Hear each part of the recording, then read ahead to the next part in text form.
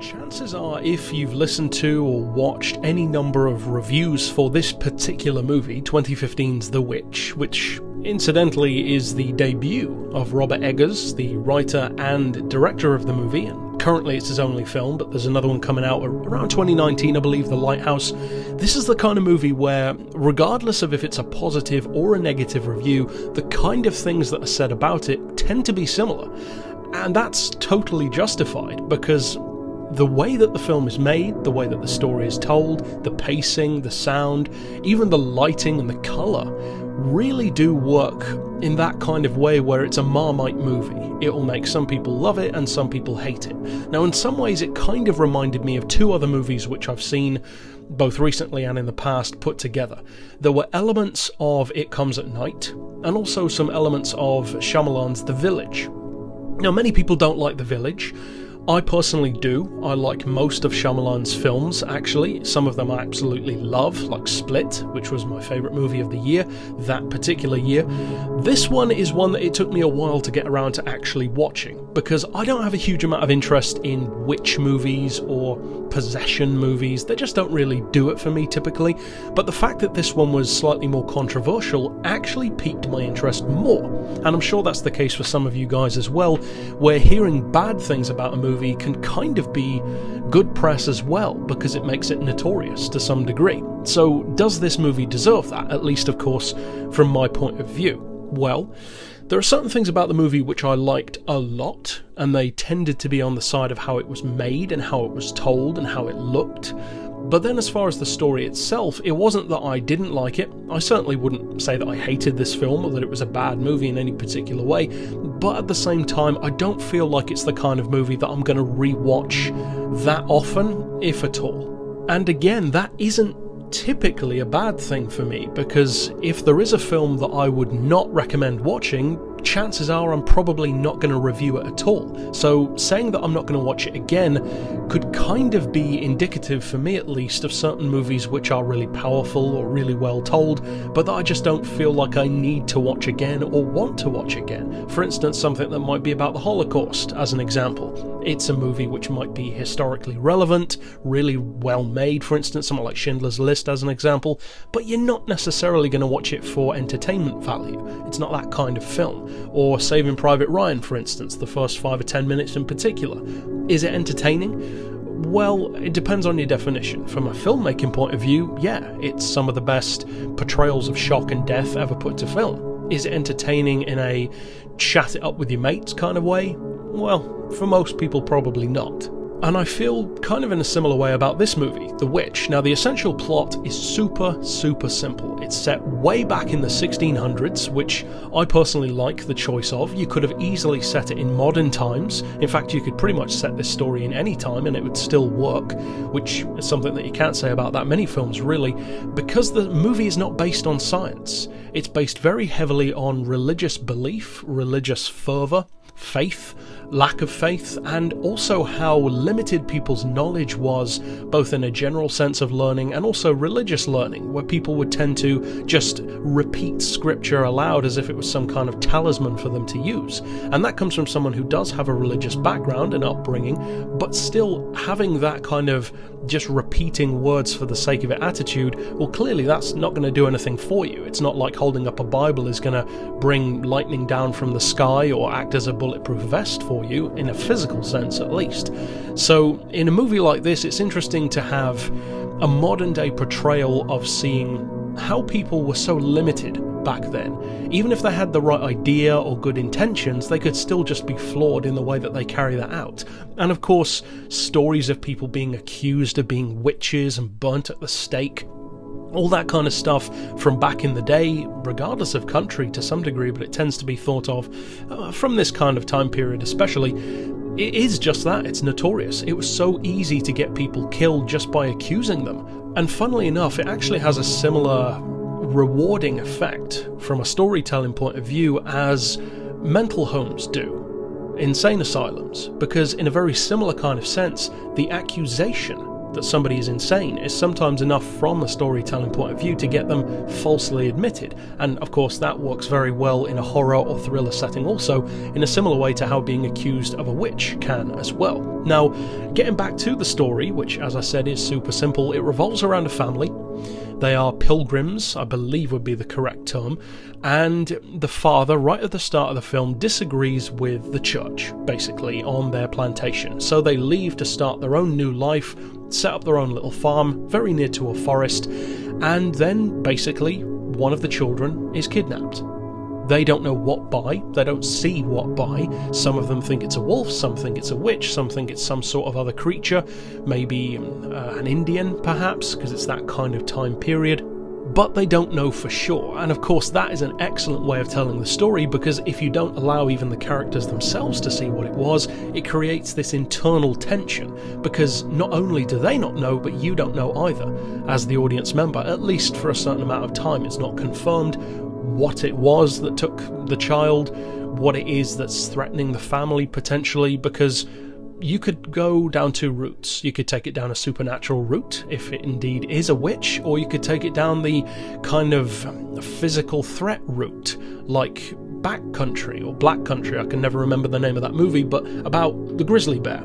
You could easily take that sort of route and have a serious, realistic animal threat. Wolves are dangerous, so you could easily play down that route as well, and just have kind of like, again, Shyamalan's The Village, this sort of misdirect of, is it a monster, is it some kind of cover-up, that kind of thing. And of course, without spoiling anything too specific that you can't read on a quick write-up or the back of the DVD cover, the story progresses from there based around the way that the family would deal with a situation like that. But because it's so far back, people almost had this much simpler mindset of more survival than having a good life, in effect, and also relying very heavily on faith, almost to a fault, and having an attitude of very easily apportioning blame and then almost only agreeing with the points of argument that agree with that preset thought. Almost in the sense of deciding if somebody's a witch, for instance. Once the community agrees, the facts and the evidence almost become irrelevant. And I think that that element of distrust and almost familial fatigue amongst the kids and the parents works very well. Now, the family consists of a mother and father. The father's a very hard worker. The mother is, for the majority of the film, very upset, of course, from the loss of the youngest child, who was just a baby, right at the start of the film, as I said. Then she's got an oldest daughter, played by probably the most recognisable actor in the film, or actress, Anya Taylor-Joy. Then they have the two twins, who are technically annoying, but I actually surprisingly didn't find them that annoying, even though they should have been. A lot of the stuff that they do in the film would typically grate on me, but because of the tone and the atmosphere and the pacing of the film, it actually surprised me that they didn't annoy me, and I'm sure for certain people they probably would. And then you have the absolute youngest child, the baby, who, as I said, is taken.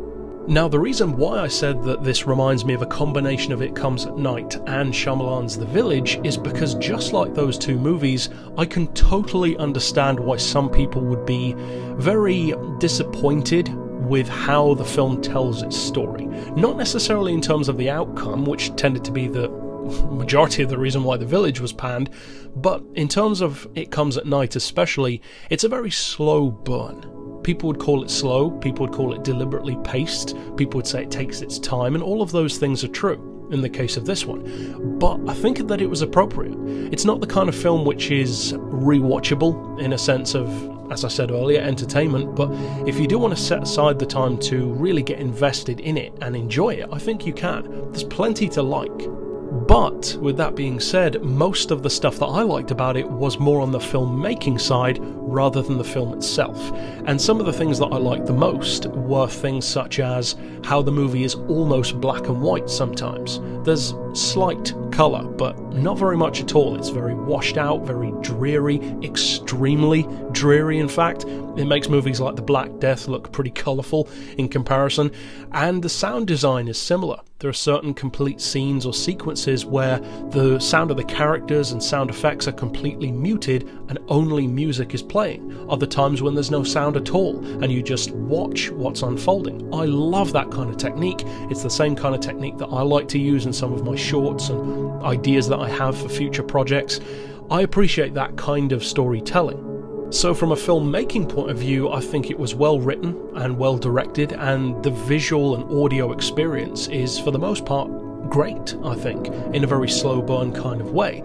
And I definitely thought it was more effective than It Comes at Night, which I didn't dislike, but I think this one had more memorable points to it in terms of creepy visuals, crazy stuff that happens, the way stuff is shot, as I said, about the audio and visual style, whereas It Comes at Night is more based around just the character performances. Whereas in this one you have outstanding character performances, especially of one of the children who I'd forgotten about just now, to be honest, Son, who's around probably, 10 or 12 years old. He perhaps has the best acting performance in the film, especially in comparison to his age and how good he is, because of course adults, you'd expect them to give good performances. So across the board the performances are fantastic. The kids are weird in a kind of creepy sort of way, but not really, they're just odd. And I liked a lot of the elements of the film more than the film itself.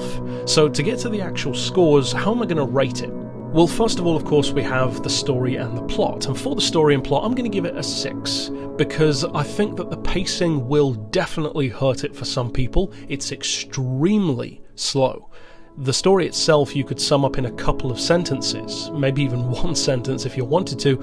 And of course, having a runtime of whatever it is, hour and a half, 2 hours, whatever the case may be, is that justified? Well, yes, from a character development point of view, but at the same time, just like a long movie, for instance, you have to set aside that kind of time to get invested. You have to do that here as well. It's the kind of movie where, if it's the first time you watch it, it's okay, because you don't know what to expect, whereas if you want to invest the time in rewatching it, maybe multiple times, you kind of need to be in the right mood, and you can't rush it. You have to take it slow. A lot of the scenes are almost like looking at dreary paintings, and you kind of have to take it in. And the film definitely gives you a lot of time to do that, that's for sure. As far as the characters, the acting, the performances, they're fantastic. Across the board, they are fantastic. All of the characters in the film who have anything to say or do it really well. Really well, especially the kids. The kids at certain points in this film look genuinely terrified. So I don't know what they did to make the kids act that well. Maybe they did actually scare them in some way, which wouldn't be unheard of on a film set, and if it works, it worked. But they were fantastic. The performances of the kids, especially the two younger twins and the kind of 12-year-old boy or whatever age he is, they're outstanding. They seem troubled, scared, inquisitive, but in a very 1600s limited learning, limited education kind of way, which is all very interesting and very different as well to many other horror films, because you don't tend to get many really, really good period piece horror films. That's kind of a rarity. There are some which try it, but very few which actually pull it off really well. It tends to be a gimmick, whereas here it definitely isn't a gimmick. It suits the story, and you almost couldn't do certain elements of the story in a different time period, even though of course I said at the start of the review that the concept could work today, which it definitely could. It would be the way that it was told, which would have to be different for now. So for those characters and the performances, the casting, I'm going to give it a 7. And that might be surprising, you might think I'd give it even more, but I think for me a 7 is about right for this film. And I think if maybe some of the characters had maybe a little bit more to do, it might have been even better, because there's a lot of time in the film spent walking and looking at things and being very introspective, which is cool, but of course it means that if someone's just staring at a wall or talking to themselves or thinking, there's only so far you can give a score for that kind of performance. So for me it's a 7. As far as the visuals, special effects, of which there are some, but again it's not that kind of movie, when they are done, they're done very well. And in fact some of the visual effects in this movie and some of the kind of horror imagery used reminded me of Signs, also from Shyamalan, which is actually probably my second favourite Shyamalan film behind Split. It might actually be my favourite of his, to be honest. I love Signs a lot, and some of the creepy imagery in that movie, such as, spoiler alert, the creature on the roof, when he looks out of the window, the kid's birthday party. There's some reminiscent imagery like that in this film, and it works. It really does. It won't necessarily make your skin crawl in the way that something like Hereditary would, which I adore, but it's effective for what it's trying to do, especially with the lack of sound, the dreary, almost black and white visuals. It complements it very well. So for those visuals, again, I'm going to give it a 7. Might seem to be that I should give it higher than that, but again, if there was a little bit more, maybe a little bit more often, or if at least there wasn't so much time between those things happening, I might rate it a little bit higher, but I think for me, it feels about right. I might be able to push myself to an 8, but I'm going to give it a 7. As far as the audio, the soundtrack, the lack of soundtrack sometimes, well, for that I am going to give it an 8, because the sound design in The Witch is fantastic. The lack of sound, the fact that, as I said, sometimes the characters are muted and only the soundtrack can be heard. The soundtrack itself, when it is used, is very eerie, very foreboding. I loved it. Across the board, I loved it. My favourite scenes were the ones that had no sound, because they were very effective. Just like something, for instance, like A Quiet Place. But actually, I would say that the silent or quiet moments in this movie were more effective than in A Quiet Place, because to me, A Quiet Place didn't feel like a scary film. It felt like kind of a horror film, but with fairly strong characters in it, and interesting ones who are surprisingly in good spirits, given the situation, whereas with this movie, they are just depressingly washed out characters. And again, the atmosphere of that sound, it all ties into that. So I think the sound design might even be the best aspect of this film, or at least my personal favourite aspect of the film. And finally, for the rewatchability and the entertainment factor, well, for that, I'm going to give it a 6. And I did actually kind of go back and forth about giving it a 5. And the reason why is because, as I said, I don't really feel the desire to watch it again. Because this is one of those movies, and I'm sure you can identify with this feeling, where I like certain moments and certain scenes and the way certain scenes are shot more than the whole experience itself. Because the pacing is so slow. Once I've seen it, I feel like I've gotten most of what I need out of the film.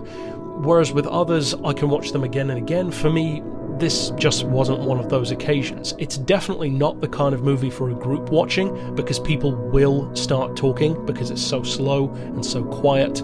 So unless, as I've said before, you've got a specific group of people who know what they're getting into and want to quietly watch a film to appreciate it, which you might have a group of friends like that, but for most of us that's probably not the case. So if you want to watch it on your own to appreciate filmmaking, you'll definitely get a lot out of it. If you want to enjoy it from an entertainment point of view, well, prepare for a slow ride. And so, overall, as a tabulation of all 5 of those categories put together, I am giving The Witch a score of 3.4 out of 5, which isn't super high, but I feel that that's about right. I think that the greatest strengths of the movie are how it's told and how it's shot, and the weaker points are perhaps the pacing, which is understandably slow, but still slow nonetheless. But overall, it's worth checking out at least once, purely if you're going to study it as a filmmaker, if nothing else. But that's it for this pick overall. Of course, I'll see you guys next time, and for now, as always, thanks for watching.